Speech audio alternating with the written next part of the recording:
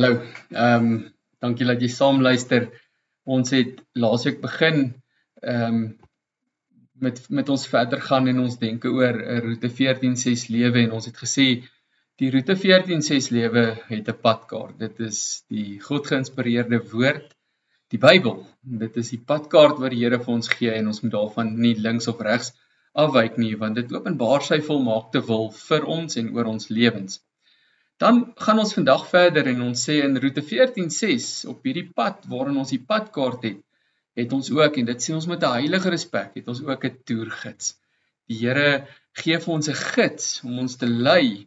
So as 'n ou byvoorbeeld in Europa of so gaan toer dan en jy ken nie die plek nie, is onbekende terrein, en dis baie plekke om heen te gaan en daar's baie geskiedenis agter verskillende plekke, dan kry mense 'n toergids en dit maak dit sommer maklik om die plek te kan navigate en te weet waar jy is en waar jy in jou pad is en nie te verdwaal nie. Deur die genade van die Here gee hy ook vir ons 'n toergids, en ons sê dit met respek teenoor die Here, maar hy gee vir ons sy gees om ons ook te lei in 'n lewe waar ons as gelowiges nie altyd weet waarheen om te gaan, hoe om af te draai en waaroor alles gaan wat gebeur nie. Ek wil vir ons 'n bietjie lees uit Johannes 14 uit.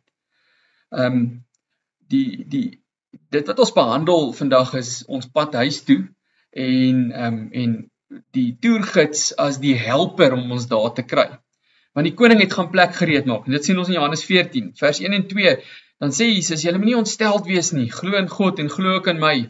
In die huis van my Vader is al baie woonplek. As dit nie so was nie, sou ek nie vir julle gesê het, ek gaan om vir julle plek gereed te maak nie. So ons gaan volgende week as dit die Here se wil is oor dit praat, die bestemming. Maar Jesus het gegaan en hy het vir ons plek gaan gereed maak en in hierdie tyd wat Jesus hierdie vir sy disippels sê, het sy disippels hom nog heeltyd fisies gevolg. Hy was daar sigbaar vir hulle om te volg. Maar nou gaan hy weg en ons kan hierdie disippels se ontsteltenis vir onsself voorstel, dat hulle gesê het, maar hoe weet ons nou wat se pad om te volg? Hoe moet ons gaan? Wat se pad moet ons gaan as ons nie meer kan sien en fisies volg nie? Dan sê hy, maar ek moet vir julle gaan plek gaan gereed maak en ons weet Hy gaan en hy gaan wees vir ons 'n voorspraak by die Vader, sy heilige offer dien heeltyd as die offer wat vir ons heiligheid gee. En dan kom hy, dan troos hy die disippels en hy troos my en jou. In vers 16 en 17a sê hy, ek sal die Vader vra en hy sal vir julle 'n ander voorspraak stuur om vir ewig by julle te wees, naamlik die Gees van die waarheid. En dan weet ons geliefdes, wat het met Pinkster gebeur? Die Here het die Heilige Gees uitgestort. Jy weet ook in jou geloofslewe dat die Here die Gees in jou uitgestort het, want die Gees is wat vir ons die vermoë gee om te kan glo, die Gees wat vir ons die vermoë gee om God se woord as die waarheid vir ons lewens te sien. Dis die Gees wat ons help en lei om ook vrugte te dra. En dan hoor wat die Here sê verder oor sy werk in vers 26 van Johannes 14, en wanneer die Vader in my naam die voorspraak, die Heilige Gees stuur, sal hy julle alles leer en julle herinner aan alles wat ek vir julle gesê het. Met ander woorde, wat sê die Here? Hy sal julle wysheid wees, hy sal julle rigting wees, hy sal julle vat en lei in die rigting waarop ek julle wil neem. Hy sal julle gids wees. Wanneer julle as mense deur julle sonde in die donker tas, sal hy die lig van die woord vir julle laat leef, sodat julle in daardie lig kan vorentoe gaan. Sodat julle kan weet, waar draai ek af? Waantoe is ek op pad? Wat is hierdie en daardie bestemming in my lewe en hoe navigate ek dit as 'n gelowige? Die Here sê daarin vir ons, in hierdie pad wat ek wil hê jy moet stap en wat ek 'n padkaart in jou hand druk, neem ek self ook jou hand en ek lei jou, ek is deur my Gees teenwoordig by jou.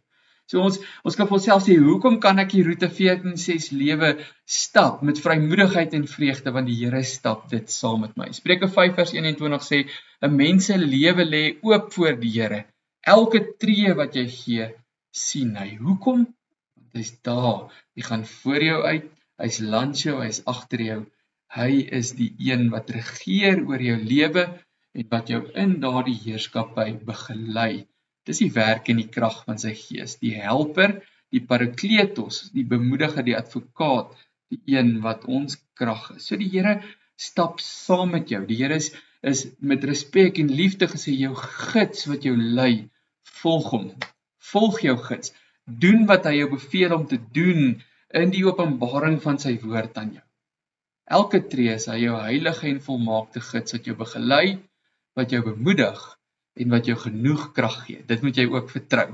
Luister na hom en volg hom sodat hy jou sal lei tot die bestemming van Jesus Christus. Kom ons bid saam. Here, dankie dat in hierdie pad dit nie vir ons duidelik wees is of onduidelik is waarheen om te gaan nie. Maar verder as dit ook, verder as dat die genadige feit dat die padkaart, die woord vir ons gee, is hier ook ons gids wat ons hand vat en ons lei, ons oë oopmaak, die pad vir ons lig maak en ons bekragtig en bemagtig om ook te kan lewe in 'n lewe waarin ons U kan verheerlik deur U te volg as ons heilige gids. Ons prys U daarvoor, Here, in Jesus se naam.